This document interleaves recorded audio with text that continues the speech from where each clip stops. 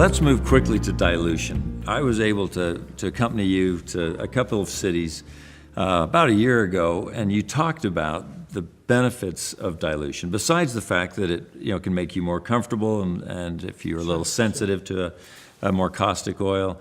And that has really helped the way I've used it. You used the term wellness capacity.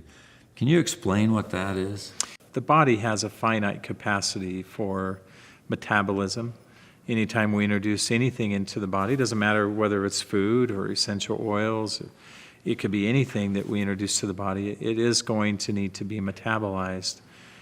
Now, this is a concept that helps you understand that the body has a finite capacity associated with it. And we always need to work within the limits of that capacity. And so what I might use as an essential oil, whether I use it diluted or I use it undiluted, how much I use really does become this individualized process. Something that to me might not be overwhelming at all, to you might be completely overwhelming. Yeah. And so when we talk about wellness capacity or our body's ability to metabolize properly and fully, and when we talk about metabolism, Kirk, we should define that clearly. In a medical sense, we would define that to mean not how the body expends energy necessarily, but how the body creates energy, how the body cleanses itself, and how the body heals itself.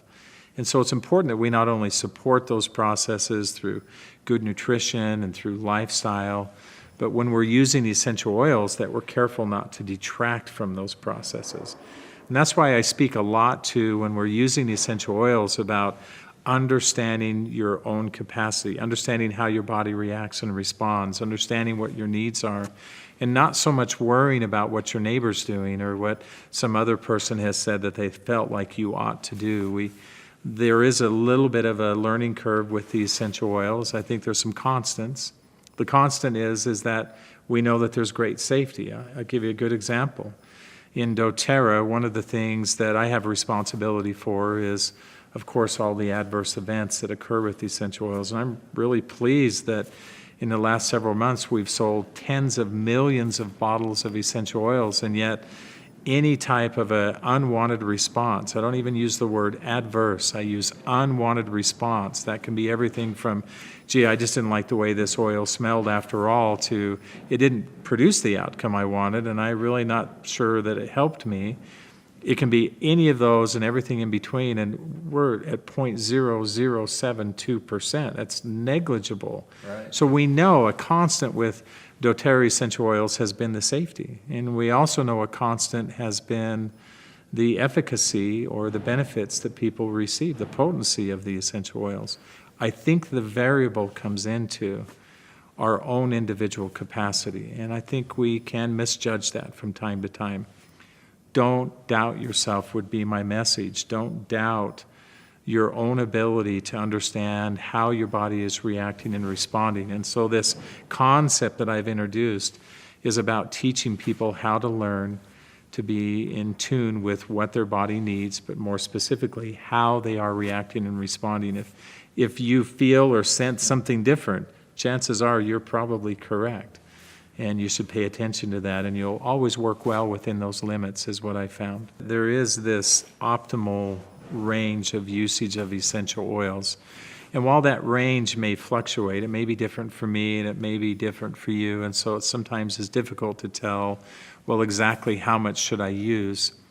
I think this is on the coattails of that there's a proportional relationship with the benefits we receive and the amount of essential oil that we use. And so that initially I might use an amount of essential oil and the benefit I receive is proportional. But we know now from study and research of the essential oils that there's a crossover point where that relationship becomes a little bit disproportionate. And the more I use does not necessarily any longer mean the more benefit that I receive. And that as we cross over that threshold is what I mean by metabolic capacity. Okay. And as we cross over that threshold, now there's this opposite view that comes into effect, that the more I use does not necessarily mean the more benefit I'm going to receive. And in reality, I may use enough that no longer am I receiving benefit, or I am having some unwanted outcomes. So how do we determine where that optimal capacity is, right? What is the ideal amount for Kirk Jowers? What's the ideal amount for Dr. Hill? That's where we've got to use this individualism and our own experience. But there's ways that we can tell. It's not working in the blind. Because my wife has pointed out this chart to me when, I start going through an entire tube of past tense on my forehead. And she says, that is too much. You are definitely on the wrong side of Dr. Hill's chart right now. Let's take past tense as an example. I might use past tense because I'm feeling a little irritated or I'm having some discomfort that has occurred. And so I can use a little bit. And if the discomfort, let's say, is persisting, I might need to use a little bit more.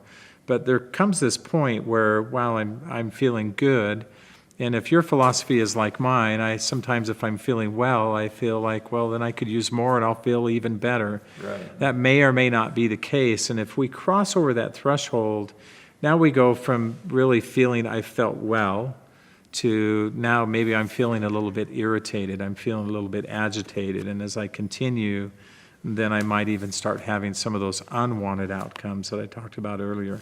So it's a threshold that we gauge not on a specific number, but a threshold that we gauge on my individual perception of how I'm feeling, depending on what it is that I'm trying to accomplish.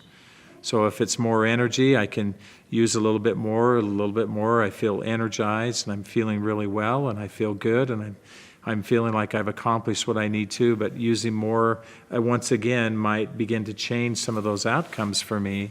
Then I know I've crossed over that threshold.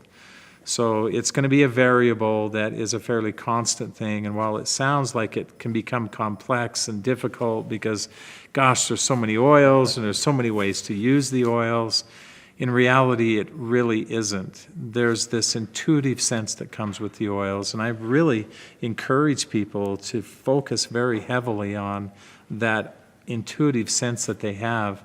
I just naturally, granted I've used oils for many years, but I just naturally reach for, and I need a little bit more, I need a little bit less, and I need a little more often. I need to be diffusing an oil right now.